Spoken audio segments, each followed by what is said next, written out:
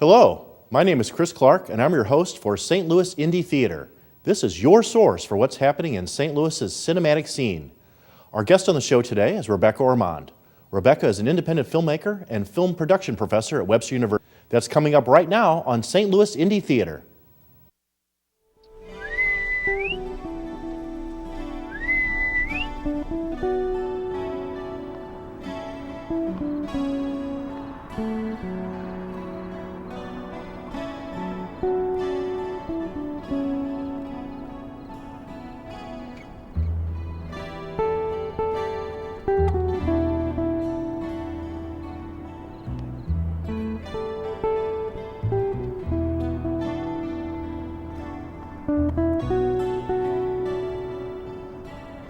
How many years ago did you start noticing a lot of stray dogs?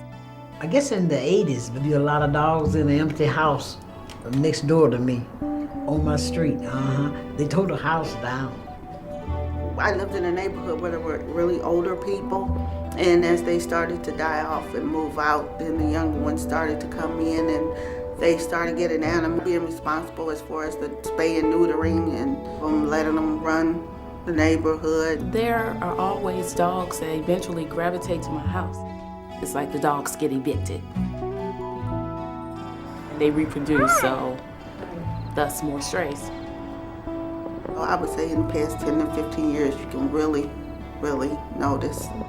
Do you remember the first time you fed a stray? In East St. Louis. In East St. Louis. Yeah, it probably all started back in the mid-90s, and I would just start seeing these dogs, and so I would start carrying dog food with me. PJ didn't have anybody who was helping her, and she was just paying for all of the dogs that she rescued. So we formed Gateway Pet Guardians, really thinking it would just be a small organization and kind of being surprised as it grew to where it is right now.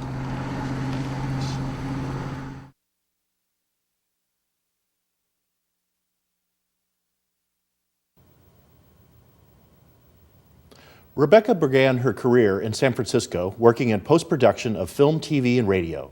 She holds degrees in film theory, production, theater, and English literature.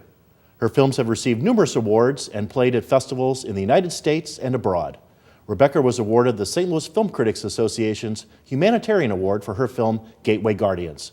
Welcome to the show, Rebecca. Hi. So let's just, as we do in the show, let's just go back to the beginning. A little filmmaker. Did you always want to do this? How did you start? I was sort of one of those people like the Three Little Bears, I started writing, and that was a little too remote.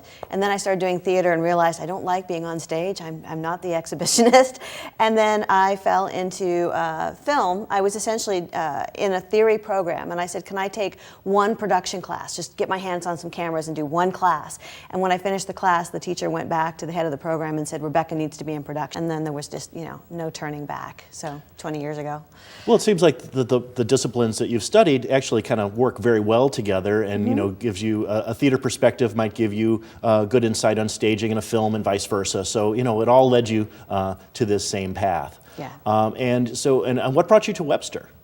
I was teaching in Singapore, actually, at Ngee Ann Polytechnic, and I was working on a feature film, and I basically said, we were up for getting funding for this, about $250,000. We didn't get the funding. I said, you know what, I'm going to move back, and I'm going to get into a tenure track position. I'm going to make films every other summer. I'm going to work with the students, and when I get my tenure, I'm going to make a feature. And I just, it all kind of folded in together. I'd actually never been to the Midwest when I flew out for the interview. And Dean Carpenter, when I sat down and met with her, she said, yeah, we want instructors who are going to make films and involve their students. And Webster is just really generous about you own your own work when you make films, even working with the students. And that kind of collaborative environment was perfect for me. So, yeah. It was a perfect fit. Yeah, and a great example of what you're talking about is the film we're talking about today, yeah. Gateway Guardians. You've made a number of shorts and a feature or two and a lot of things along the way, some really beautiful filmmaking. But this was sort of an interesting project that not only involved you, but an organization you were involved in, students, everything. So let's talk a little bit about Gateway Guardians. How did that start? Or you were a member of the organization, Yeah. and then the film came up. Is that right? Yeah. Tell me about it. PJ, who is the center of the film, came jogging up to me. The president, Amy Simmons, wants to make a film, and can you recommend cameras? And then we started talking and how they wanted to go about it. And it was like, there's an awful lot involved in doing something like this. So I just volunteered my services. And it was interesting for exactly the thing you're talking about. The idea of giving cameras to PJ. I mean, she's filming herself and she's filming the dog. So these people are involved directly in the media about them. So Maybe we should talk a little bit, what are the Gateway Guardians first? Oh, okay. Well, they're an animal rescue group working in a very sort of specific area in East. PJ's been feeding the dogs since 1985. She would just do it on her own. People that she knew wanted to help her, and then slowly around her, the nonprofit formed and became an actual sort of, registered 501c3. Thank you. Around her. And it has a really interesting kind of organic feel in that way, because it was a group of friends and they kind of roll in and roll out and work directly with the people over in East St. Louis, because they're a virtual shelter, so they don't have a physical place. Although last year, and partly due to the film and also a lot of efforts on their part, they've put together an awful lot of money and are now working with the community in East St. Louis to actually put a shelter there, to go from being a virtual shelter to having one there. And that's what's great about them. They work with the community in a really neat way. So it was kind of, that was the way to do this film, to give them cameras and say, you tell us what you do. So it's a nonprofit organization that helps, poor, homeless animals, and filmmaking is not cheap. Yeah. So you were able to get a lot of help for very little or for free, and were able to use in your position at Webster University, and they were happy about it too. Oh, yeah. You were able to, so talk about that process. You were able to use students and equipment and cheap cameras and... Yeah, the cameras that they film with, we bought on sale at Best Buy on Mother's Day, because they bought too many of these pink little flip cams, or Kodak zip cams. So we had a bunch of those. Then the interviews were filmed at my house, and so students from Webster came and lit and filmed those. And they also helped me collect about, we had 8 cameras going. They could record up to 6 hours on a camera, so hours and hours and hours of footage flooded in every. So then I had students who would log the footage, so they would take the hours and carve it down to a little tiny chunk, and then I was building up and starting to edit while they were still logging for me. And this was going on for about 14 months. So you think, and these students all work for free, and they get credits and things, and Webster's credit, of course. And I asked you earlier before the show, you really don't even know how many hours of footage there are. It must be hundreds? Yeah, because we couldn't save it. I mean, literally, normally you would keep everything. That was what was scary about doing the documentary. You'd keep everything in case you needed that moment. But we would have so much that when they were logging, they were actually making editorial choices. So they were going through out of the 10 hours and going, this is the hour. We're going to save just this part and we're going to log it and set it aside. So anything that didn't get put into that little log was deleted. We would wipe the cameras, hand them back the camera. So we had to let it go every week and only save about 1/10 of it. And then about 1/10 of that ended up in the actual movie. A lot of faith and trust. Well, I think this is a good time. Let's look at another clip, and then we'll talk more about the process. So let's watch. Right, we rescue. That's probably the bulk of our rescue are the puppies. Oh, hi. Hello. Aren't you cute? Aren't you cute?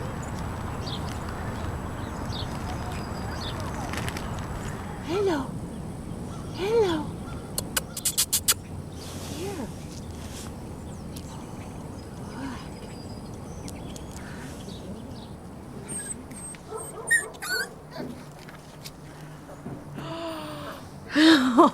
It's a girl. Look how furry she is.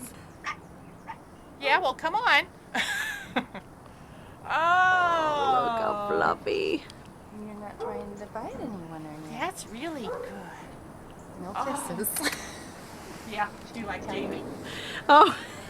I get bit in the face. Okay, I guess I need to go put her in the car. We got it.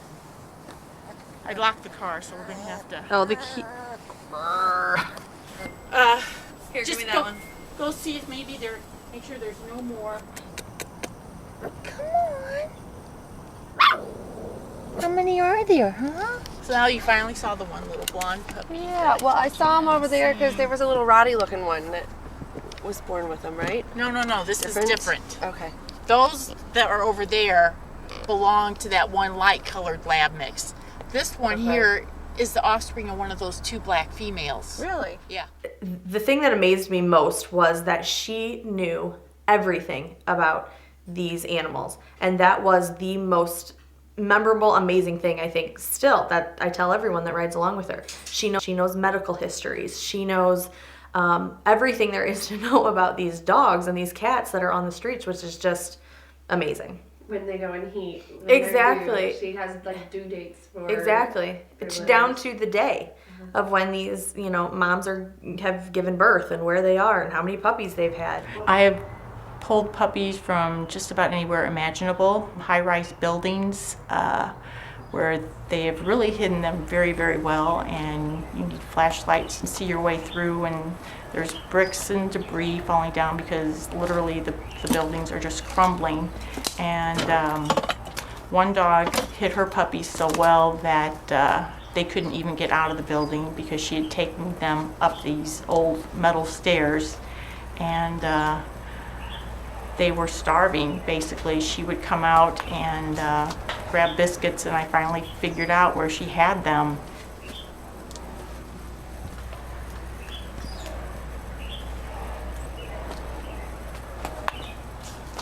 Probably the most popular place for puppy rescue is crawl spaces. I've done it so many times that it's one of those things you just do without even thinking about doing it because you get focused on the puppies.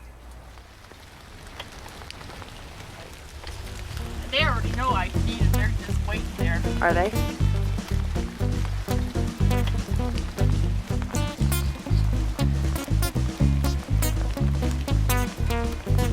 There have been puppies sometimes that are just hanging out in people's yards, and you don't know, are they their puppies? So then you end up going to knock on doors.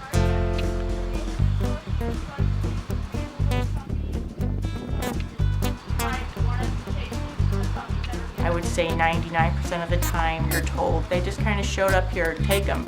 Once they're pulled off the street, I always try to worm them, get them baked. Front line, go immediately to the vet. The average puppy, their vet expenses run around $400. Welcome back. Well, there certainly is a lot going on there. And you mentioned before the clip that you allowed the students to make some editorial choices previous to you even seeing the footage. But the students were really an important big part of this project. In fact, they did interviews, they did a lot of things. So this is really, it's your film, but what a den mother of filmmaking you were during this process. Was it hard for you to give up so much control relatively? Oh, it's always hard for a director, but I love it. The whole idea is it's collective. So the students, when we were doing the interviews even, I didn't conduct the interviews. The rescue themselves conducted the interviews, and I would sort of give them feedback. And rather than having a very director kind of role, the students would even lean over to me and say, so-and-so was telling a story about such and such. You should have them ask that. And then we would unfold in sort of what they liked as well. And everybody kind of contributed. I think the film has that kind of a quilt, kind of a patchwork feel about it, where you have a lot of voices, weighing in. And so, it was a really nice thing. That's sort of an old school film term, a collective. And in the last couple of years, I've actually seen a few more examples of tried and true filmmakers who are going back to the collective approach that existed in the 60s and 70s. Do you think the collective is making a comeback of any sort? Oh, I hope so. The funny thing for me is I'm a narrative director, really. Yes. I'm not a documentary filmmaker. So I came at it, I think, probably influenced a lot by stuff from the 60s and 70s, which is what I watched when I was little, more than maybe a traditional sense of what the documentary should be. We wanted it to unfold in that kind of a way. So, I would love that. You're seeing more and more films, open source networks, right? Access to camera. I saw, a film that you guys had showed not too recently where a woman did that. She handed a bunch of cameras out to people and everyone sort of shot and they collected it all and worked together. I just think that's interesting for me. I'm not an expert documentary filmmaker, but I love the fact that a million voices kind of come together and you just kind of make this thing. Together. What was also so beautiful and unique about Gateway Guardians is not only the student work, but these brave women went places that I myself might not go, and they had cameras on them. And you made the choice not to have cameras that people were holding and film crews following you, the little hip cameras or things that were attached very discreetly because they were in a bad part of the area. Yeah, and probably most importantly would have, if we'd gone in with big cameras and even if a crew had followed them, we would have scared the dogs. Sure. So I was challenged with, I'd like you to show, they wanted me to show how they see the dogs, the relationship they have with the dogs. And if we went in and just sort of tried to make the film we wanted to make and tried to go in with big cameras, the dogs would have scattered. So almost a cinema verite, almost, you know, sort of approach. Well, let's look at another clip and then we'll talk a little bit more about the film. Okay. Let's watch.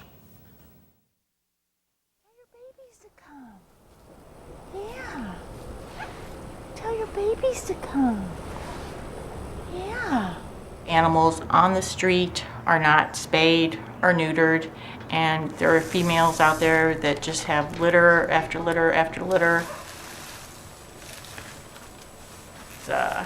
It's just a process when you know a female has been impregnated, and then you just kind of watch her, and then you know when she's getting close to delivering, and then when she disappears for about 3 or 4 days and then she shows back up and she's not pregnant anymore, then you know she's had her puppies, and then you just have to watch and see where she goes to figure out where she's hidden them, and then hope that they're hidden in a place where you can get to them. All inside of a pillowcase. So there's 8 now? I believe so. Maybe put it on its back so they don't out as you're putting them in. All right, little guys. You first, mister. Because you're giving me... You getting this? Oh, good. Number 1. Here's number 2. Oh! Number 3. Oh, beautiful baby. Oh, he's got a big old belly. Number 4. Oh, he's going up. Give me that little, this... Oh, chocolate. See, he's the little tiny one. He might just be the run. Oh my goodness, he was sleeping. All right. Oh my gosh. They just keep, I can't imagine how she felt giving birth. And they just keep coming and coming. Is that it? Here we go. Yes. Oh, I know you don't want to let go. See, I was on the bottom. All right. Oh. Holy moly. So you haven't heard anymore? No. That's bizarre. Well, I mean, there can only be so many. Yeah, no kidding. And you don't have any idea what that other litter is, though? No. All 8 here now. Yep. In the crate. Happy New Year. Welcome back. So that was a very cold day we watched doing that. So, you know, tell us a little bit more about the, you know, background of these people who are working on doing these wonderful things for these animals. Well, there's it's a group that kind of, like the film itself, goes like this. There's a few key people. PJ Hightower, this all started, as I said, she used to go East St. Louis every day to visit her sister. And she started seeing all these dogs. She started carrying the dog food and doing on her own, and then the group formed around her. And over the years, people have kind of come in and gone in and out. Right now, a key person is Amy Simmons, who's the president. And interestingly enough, she filmed a lot of the footage that you see in the film. She rides with PJ an awful lot. She got pregnant during the making of the film. So she was out there, not only was it -4 degrees, but she was 8.5 months pregnant. And she's following through these buildings. Jamie was the woman in blue that you saw sort of laughing and holding the puppies. That's their executive director.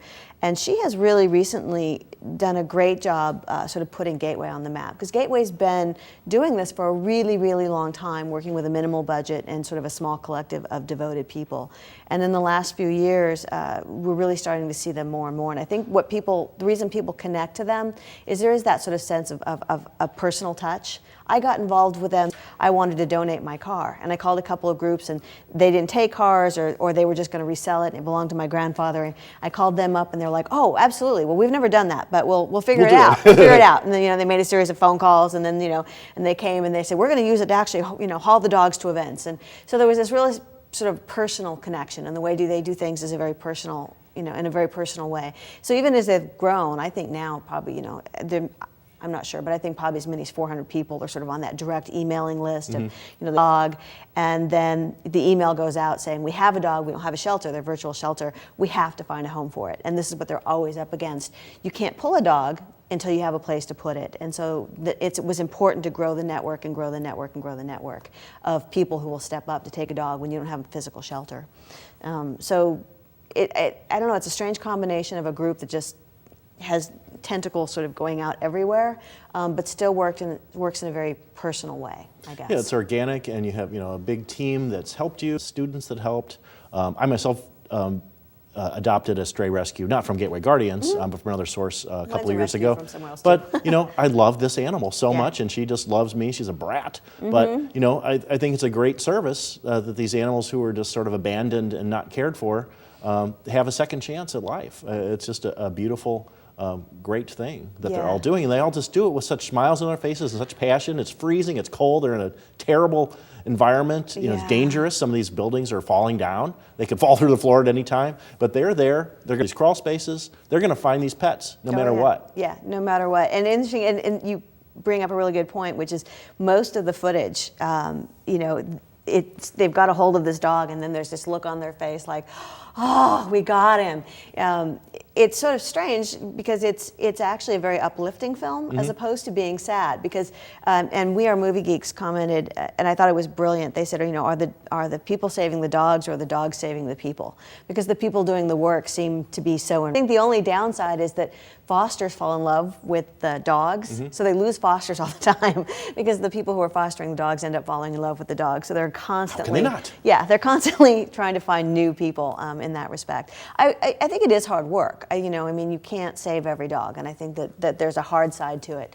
But most of what I saw were people who it seemed to add some type of meaning for their lives, and were actually, almost all the footage is people just sort of glowing, holding these puppies and just sort of glowing like, we got them.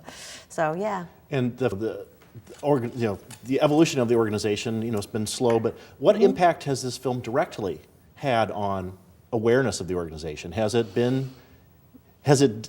I know it was just sort of an extra tool, but it's really been much more than that, hasn't it? I was so happy.